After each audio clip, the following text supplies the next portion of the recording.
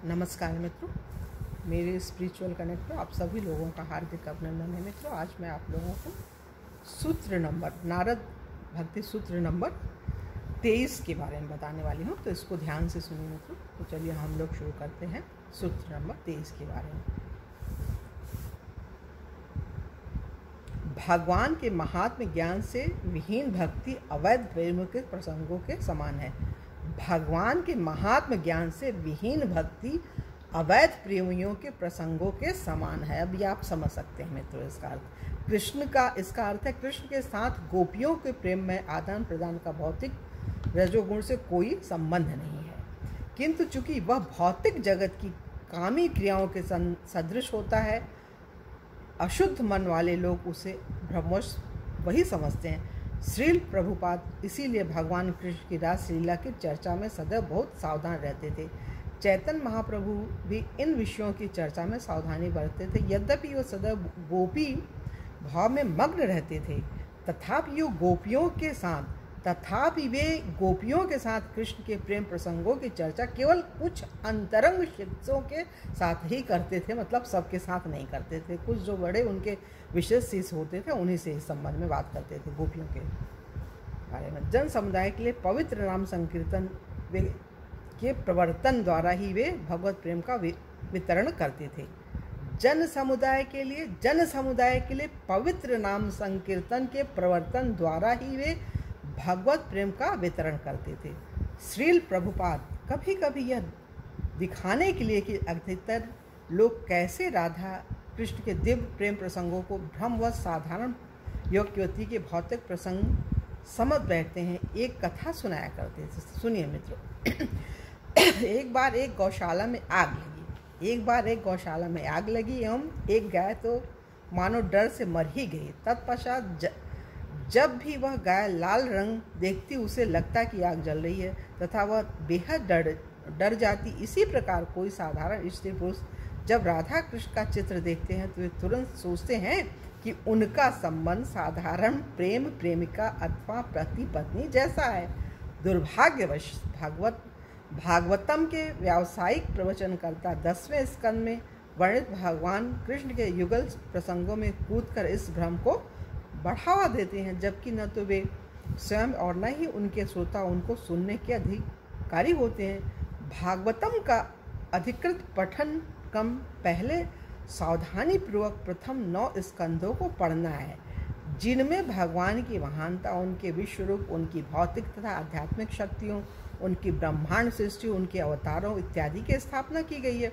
प्रथम दो स्कंधों को पढ़ना मानो भगवान के चरण कमलों का ध्यान है, और जैसे जैसे व्यक्ति क्रमशः प्रगति करता चले वैसे वैसे वह भगवान के विभिन्न शारीरिक अंगों का दर्शन करता है, जब तक कि वह अंततः 10वें स्कंद की गोपी लीला वर्ण में भगवान का मुस्कुराता हुआ मुखमंडल न देख ले। यदि गोपियों के साथ कृष्ण की लीलाएं काम वासना के व्यापार होते तो न तो नारद एवं शुकदेव सदृश शुद्ध ब्रह्मचारी गण और न ही उद्धव तथा व्यासदेव जैसे मुक्त मुनिगण उनकी इतनी अधिक प्रशंसा करते। ऐसा महान भक्तगण समस्त भौतिक वासनाओं से मुक्त है। अतः यदि राधा कृष्ण का परस्पर प्रेम कोई सांसारिक वासना होता तो वे राधा कृष्ण में क्यों कर रुचि लेते। ये बहुत बड़ी चीज़ है, इसको समझना है। 2 बार इसको सुनना पड़ेगा या पढ़ना पड़ेगा, आपके पास पुस्तक है तो। श्रीमद् भागवतम से हमें ज्ञात होता है कि सारी गोपियों के देह आध्यात्मिक थे। ये बहुत बड़ी चीज़ है मित्रों। श्रीमद् भागवतम से हमें ज्ञात होता है कि सारी गोपियों के देह आध्यात्मिक थे। ये भौतिकवादी स्थिति तो उनकी नहीं थी जैसे हम लोग सामान्य व्यक्ति हैं, इस संसार में हैं, सोचते हैं, करते हैं। वो तो थी ही नहीं गोपियाँ, उनका तो भगवान से ही नाता था, आध्यात्मिक थी। आध्यात्मिक ज्ञान तो भगवान का ही ज्ञान होता है ना, उसी में रहती थी। यह एक और प्रमाण है कि गोपियों के साथ कृष्ण की लीलाएं पारलौकिक थीं। इस लौकिक जगत में वो लीलाएं जो है पारलौकिक थीं। अभी भी जो लोग कथा कहते हैं, सुनते हैं, तो वो लौकिक जगत के नहीं होते। उनको लोग अच्छा नहीं मानते हैं, उनको किनारे कर देते हैं, उनका ग्रुप अलग होता है, दीवाना पागल उनको बोला जाता है। तो बस वही स्थिति है और क्या है। जब वृंदावन में शरद ऋतु की पूर्णिमा की रात्रि में कृष्ण ने अपनी बांसुरी बजाई तो गोपियां अपनी आध्यात्मिक देहों में उनसे मिलने गई। इनमें से कई गोपियां कृष्ण की नित्य संगिनी हैं तथा जब कृष्ण भौतिक जगत में अपनी दिव्य लीलाओं का प्रदर्शन करते हैं तो वे उनके साथ आती, किंतु भौतिक जगत में कृष्ण की लीलाओं में साथ देने वाली कुछ गोपियां साधारण मनुष्यों के स्तर से आई थीं। कृष्ण को सदैव अपने प्रेमास्पद के रूप में सोचकर वे समस्त भौतिक दूषण से शुद्ध हो गई एवं नित्य मुक्त गोपियों के समान हो गई। श्रील प्रभुपाद लिखते हैं, पर किया प्रेम के भाव में अपने मनों को कृष्ण में एकाग्र करने वाली समस्त गोपियां भौतिक प्रकृति के सारे सकाम कर्म फलों से पूर्णतः शुद्ध हो गई एवं उनमें से कुछ ने भौतिक प्रकृति के 3 गुणों के अंतर्गत बनी भौतिक देहों का तुरंत परित्याग कर दिया। ये बहुत बड़ी चीज़ है। श्रील विश्वनाथ चक्रवर्ती ठाकुर श्रीमद् भागवतम पर अपनी टीका में वर्णन करते हैं कि यहाँ भौतिक देहों का परित्याग का तात्पर्य मृत्यु नहीं, ये और बड़ी चीज़ है, अपितु समस्त भौतिक दूषण से शुद्धि एवं विशुद्ध आध्यात्मिक देह की प्राप्ति है। जब शुकदेव गोस्वामी ने कृष्ण की रास लीलाओं का प्रवचन आरंभ किया तो महाराज परीक्षित ने इस सूत्र में लक्षित संदेह के समान एक संदेह उजागर किया। उन्होंने पूछा, पर पुरुष का स्मरण करके गोपियों को मुक्ति कैसे मिली? सुखदेव ने उत्तर दिया कि यद्यपि कोई यह सोचे कि गोपियां काम वासना से प्रेरित थी, किंतु प्रेरित कृष्ण के साथ किसी भी प्रकार का संग व्यक्ति को समस्त भौतिक इच्छाओं से शुद्ध कर देता है। चूंकि वह परम पुरुषोत्तम भगवान है, अतः शिशुपाल ने जो द्वेष भाव से कृष्ण के स्मरण में मग्न रहता था भी मुक्ति ही प्राप्त की थी, जैसा श्री प्रभुपाद बताते हैं। उपसंहार इसका यह है कि यदि कोई के प्रकार कृष्ण में उनके सौंदर्य, गुण, ऐश्वर्य, यश, बल, त्याग, ज्ञान या काम वासना, क्रोध, भय अथवा स्नेह या मैत्री के कारण आसक्त हो या उनके प्रति आकर्षित हो तो मोक्ष एवं भौतिक दूषण से उसकी मुक्ति सुनिश्चित है। वैश्या, कुब्जा इसका उदाहरण है कि कृष्ण के प्रति काम वासना पूर्ण आकर्षण भी व्यक्ति को भौतिक दूषण से मुक्त कर सकता है। वह काम वासनावश कृष्ण के पास गई, किंतु कृष्ण के चरण कमलों की सुगंध सूंघने मात्र से उसकी काम वासना निवृत्त हो गई। ये बहुत बड़ी चीज़ है, ये सब लोगों को पता होना चाहिए।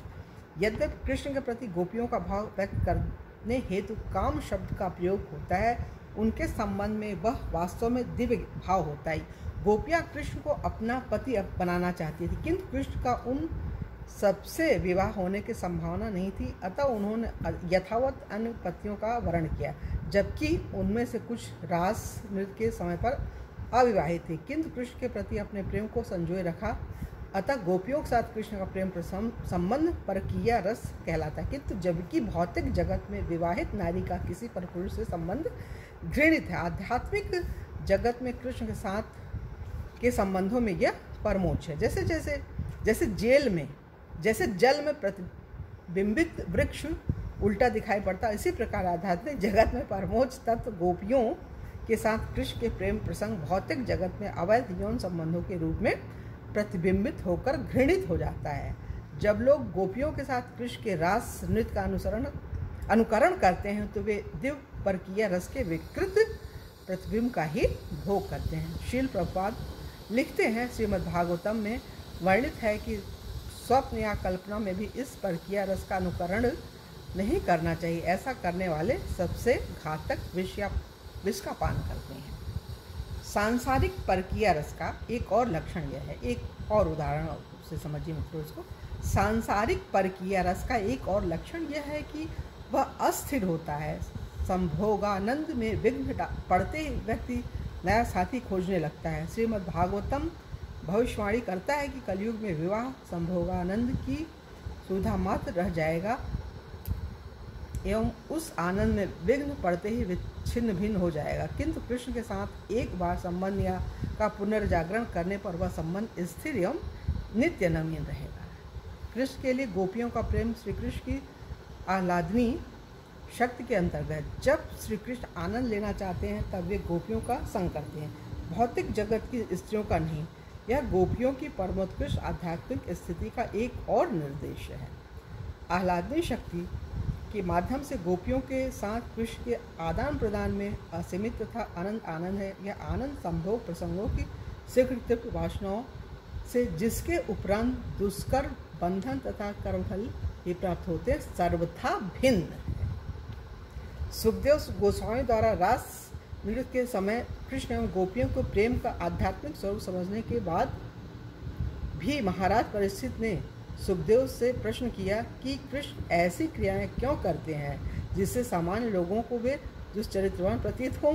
सुखदेव ने उत्तर दिया कि परमेश्वर होने के नाते भगवान कृष्ण समस्त सामाजिक तथा धार्मिक सिद्धांतों से स्वतंत्र हैं। यह उनकी महानता का ही अधिक प्रमाण है। परमेश्वर होने के नाते भगवान कृष्ण कभी कभी अपने स्वयं के निर्देशों की ही दंड मुक्ति सहित अवहेलना कर सकते हैं, किंतु यह परम नियंता के लिए ही संभव है, हमारे लिए नहीं। चूँकि कोई भी भगवान कृष्ण की विस्मयकारी क्रियाओं जैसे ब्रह्मांड की सृष्टि या गोवर्धन पर्वत के धारण का अनुकरण नहीं कर सकता, अतः किसी को उनके रास नृत्य का अनुकरण करने का प्रयास भी नहीं करना चाहिए। कृष्ण तथा गोपियों के विषय में अन्य संदेहों का निवारण करने हेतु लीला पुरुषोत्तम श्री कृष्ण के 32वें अध्याय का अध्ययन किया जा सकता है।